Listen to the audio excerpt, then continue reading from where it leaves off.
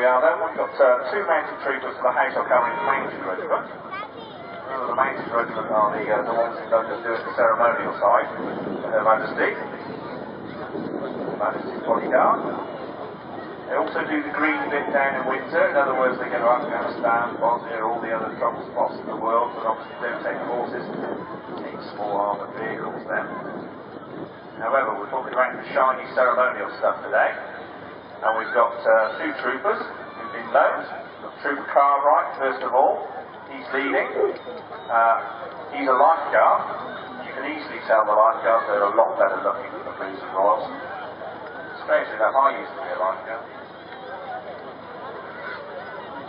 Also, they have ivory blue, not white, ivory in colour, and they have the bright red tunic. Otherwise, the kit is almost identical. That's two SQMCs, who are the blokes that run the stores, regularly swap the kit from one side to the other. The only things that can't be swapped, obviously, is the blues and the tunics. Everything else is just about changeable. Right, Trooper Cartwright is the lifeguard in riding Legend, who is 8 years old, Irish draft, black in colour. All the horses in the household cavalry are black, apart from the trumpeter's horses. Now, the trumpeter's horses are grey in colour. That's because in the old days on the battlefield, the officer needed to give out orders. It was done through a trumpet. Where's the trumpeter? If you're all on black horses, you can't find him. He's on the grey. Ah, there he is.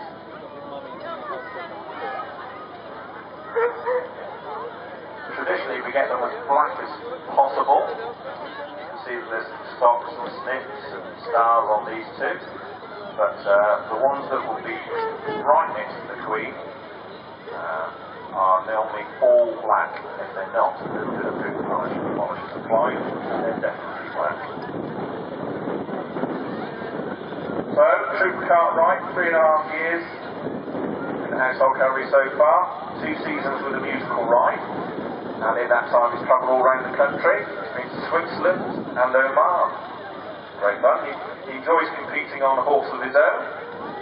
Here comes some Worcester.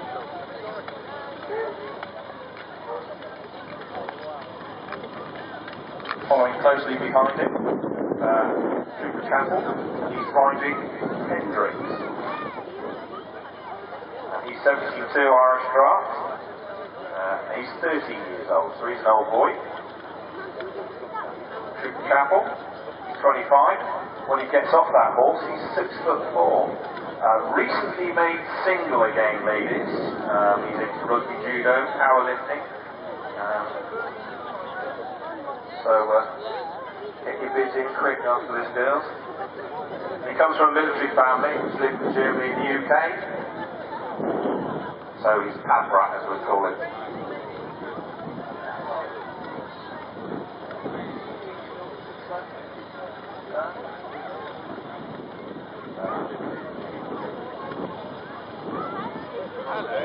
Right, a bit about the kit then.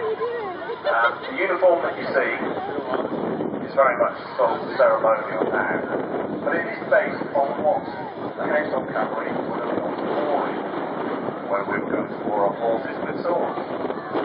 They have a cuirass, rear. Now these were an idea of the French, and we thought that's a good idea, so we took them, and their cavalry that used to have them were called cuirassiers. So we took the cuirasses. The sword, big long sabre, just that little bit longer than the French sabre. Always good to have that inch longer. You can get them before they can get you. However, they're heavy cavalry, so there wouldn't be much sword play between the cavalry. It would have been the size of the horse and the weight of the man and the horse together that did most of the damage. And if you look at the sword that they've got, there's a big basket, as they call, where the hand goes to the sword. That would be used for punching. So if you were really close, you couldn't swing your sword, but you could punch people with it. And on the bottom, there's a little round disc, and that would have been used to drive the sword into the face of the enemy. Lovely stuff. All bloodthirsty. Now the horses have to be protected. And you see several things in the kit they've got on.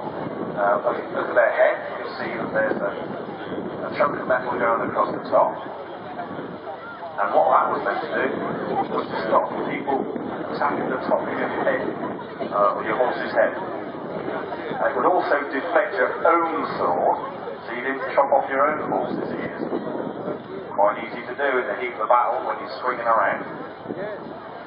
Underneath they have a chain hanging down, and that would stop sword cuts and bayonet cuts to the horse's throat. Obviously horses are vulnerable. Those big long boots that they're wearing, jack boots we call them, they are very, very tough leather. In fact, when you get in them you can hardly bend your feet with your knees. And that is to stop the sword cuts. The armour goes right up to the thigh.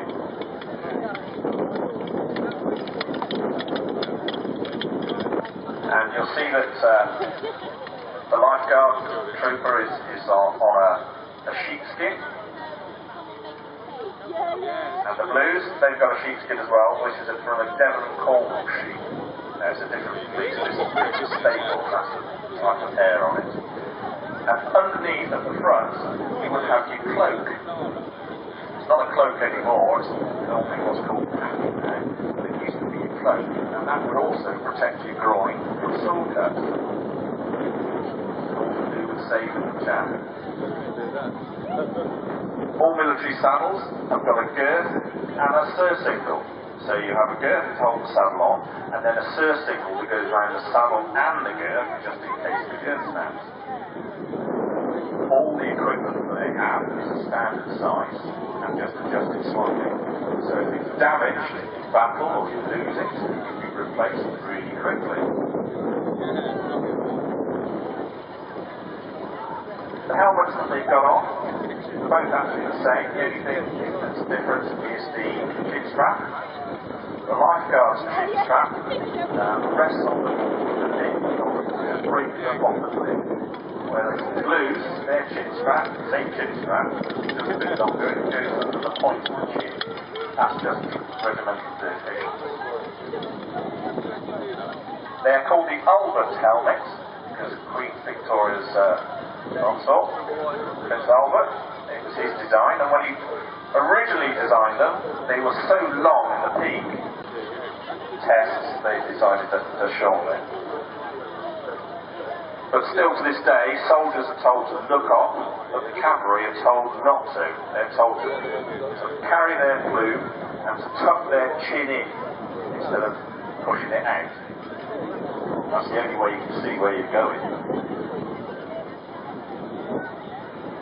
Tunics, they're very thick, and underneath there's a thing called a kick shirt, a cotton shirt. The gauntlets, that's pigskin and pig blood. And also the breeches they've got on, that's also leather. It's all for protection. That all puts about 3 stone on the top of the horse before the man gets on top. Very heavy, very uncomfortable, and you've been on trooping in the colour, and you're sitting on your horse for the 3rd hour in the boiling sun. It's not great, I can assure you. One troop in the colour is enough for anyone.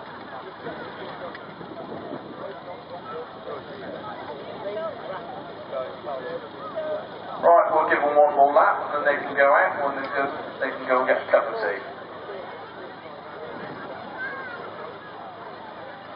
If you look at the horse, you see the black and the white, everything about cleaning this kit is about definition. It's black on white, white on black. So everything stands out. All those brasses have got to be cleaned every time they get on. The boots take hours.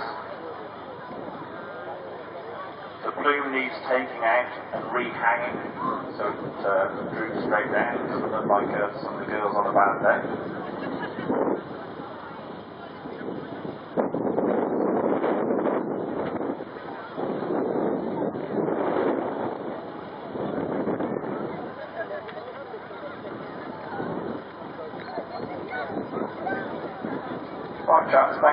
much. And have a round of applause them. Thank you very much.